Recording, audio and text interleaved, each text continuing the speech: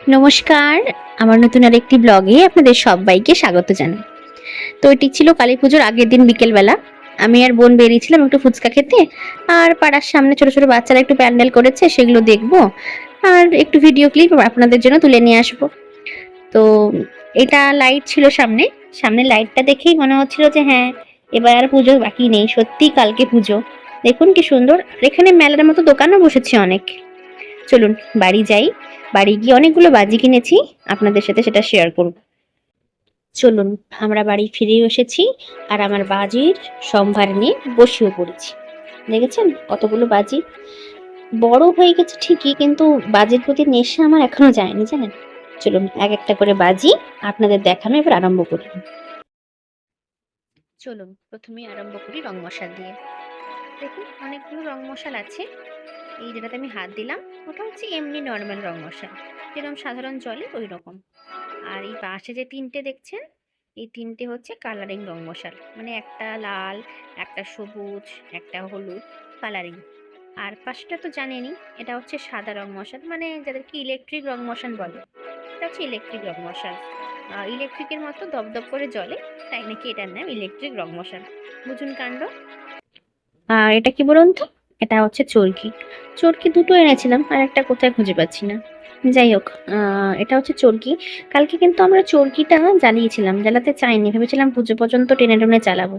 কিন্তু পাশের বাড়িতে দেখছি এত চরকি জ্বালাচ্ছে, এত বাজি ফাটাচ্ছে, আর থাকতে পারলো না বোন। তো এখান থেকে দুটো চরকি কালকে জ্বালানো অলরেডি হয়ে গেছে। চলুন আরেকটি বাজির সাথে আপনাদের পরিচয় করে। এটি নাকি বাটারফ্লাই বাজি। দেখছেন কিরম প্রজাপতির ছবি আঁকা আছে। যখন গেছিলাম তখন নাকি দোকানদার বলে এই বাজিটা নিয়ে যান, দেখবেন চরকির মতো আগুন দেবেন, কিন্তু চরকি যেরকম গোল হয়, এটি প্রজাপতির মতো উড়ে আবার মাটিতেই পড়ে যাবে। ও মা, ভালো বাজি ভেবে আনলাম, জানেন। দেখলাম কিছুই না, চরকি যেরকম ঘুরে তো চরকির মতো ঘুরছেও না, শুধু আগুন দিলাম আর ফট করে আওয়াজ হয়ে ফেটে গেল। আর কিছুই না, জানেন। কিরম লোক ঠকানো ভাবুন। এটি নাকি বাজারে নতুন এবছর উঠেছে। কি অবস্থা। চলুন, এই বাজিটার সাথে আর নতুন করে আপনাদের পরিচয় করানোর দরকার নেই, এটি আমাদের সময় থেকেই চলে আসছে। এটি হলো সাপ বাজি। যাদের বাড়িতে ছোট ছোট সব খুদে আছে, তারা এগুলো দেখে খুব মজা পায়। এটি কিছুই না, সামনে একটু আগুন দিয়ে দিলেই এটা একদম সাপের আকার ধারণ করে। আর এটি জানেন, এটি দেখছি বাজারে নতুন উঠেছে। এটি নাকি বিড়ি বাজি। এ দেখেছেন কিরকম বিড়ির মতো দেখতে, আবার কালারটাও সেম দেখুন করেছে, বিড়ির কালারের। এটি নাকি বিড়ি বাজি। যারা ছোট ছোট বাচ্চারা যাদের বাড়িতে আছে, যারা একটু আওয়াজ পছন্দ করে, এখন তো বোমটা নিষেধ করে দিয়েছে, বাজির আওয়াজ টাওয়াজ সব নিষেধাজ্ঞা জারি করে দিয়েছে সরকার। তো ইনলিগাল এগুলো। এই জন্য বাচ্চাদের খুদে খুদে শিশুদের জন্য এটি হচ্ছে নাকি, যারা একটু আওয়াজ পছন্দ করে, দূর থেকে ছুঁড়লেই এটি ফট করে ফাটবে। আর এই যে বাজিটা দেখছেন, এই বাজিটা গত 2-3 বছর ধরে দেখছি। মানে বোন যখন ছোট ছিল তখন এই বাজিটা এনে দেওয়া হয়েছিল।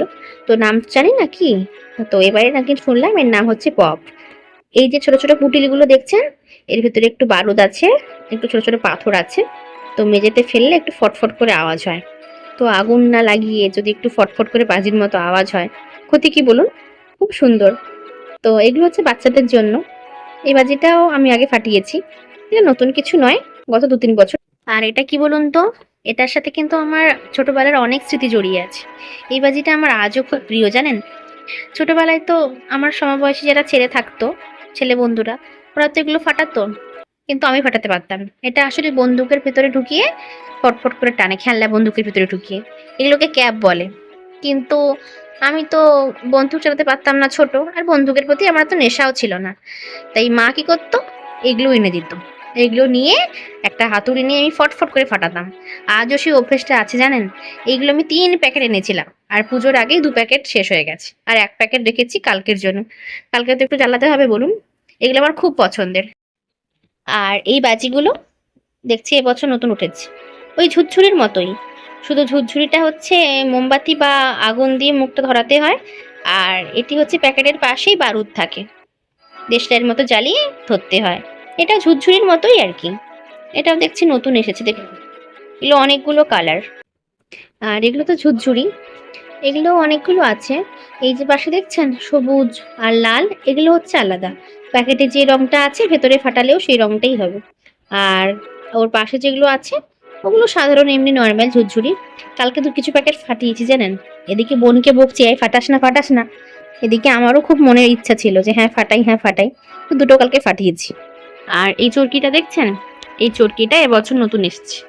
দেখেছেন সামনে কিরকম ক্যাপ দেওয়া আছে গোলাপি কালারের, সামনে যে ক্যাপটা দেখছেন পিছনেও টাইট করে ক্যাপ দেওয়া আছে। এটার বিশেষত্ব হচ্ছে আমরা যেরকম এমনি নর্মাল চরকি মাটিতে জ্বালিয়ে দিলে ঘোরে, এই চরকিটা আপনি হাতে নিয়েও ঘোরাতে পারবেন। এই যে লম্বা লোহার মতো স্টিকটা দেখছেন, এইটা নিয়ে ধরে থাকলে চরকিটা হাতেই ঘুরবে, কিন্তু ছিটকে আসবে না, যেহেতু ক্যাপ দিয়ে টাইট করা আছে সামনে আর পেছনটা। এর বিশেষত্ব হচ্ছে এইটা।